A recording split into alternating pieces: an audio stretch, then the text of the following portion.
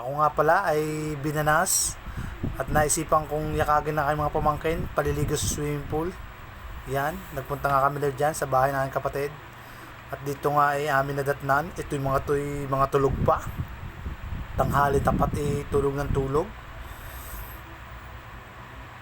Dito nga ay hinanap ko yung mga pamangkin ko, kung nasa saan sila. Tingnan ko muna kung anong kanilang ulam. Ay puro kanin na aking nakita at walang ulam.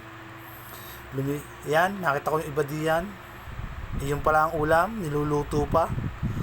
So sila nga ay niyakag ko na mag-swimming.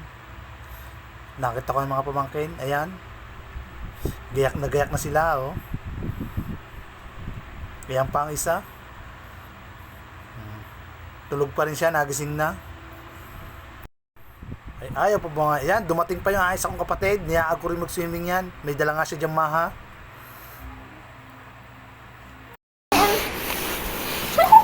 Sa swimming lang. Ilaw mo lagat. Ba't 250 binigay ni Marcel? Kanino?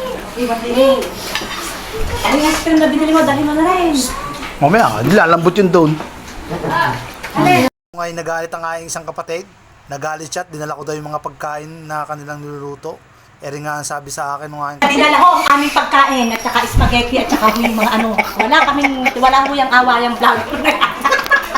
Hindi mo marunong maawa sa mga kapatid. Kaya gagamas mo kami, dinala ko yung mga spaghetti, cake, ice cream sa swimming pool.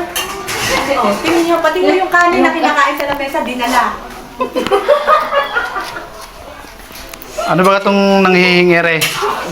Dapat ito nasa palengke, ba't ba nasa bahay ito? No? Patawad po, at ito, bariya. Oh. Ito po. Bariya po. Yo, may pambili ng ice candy.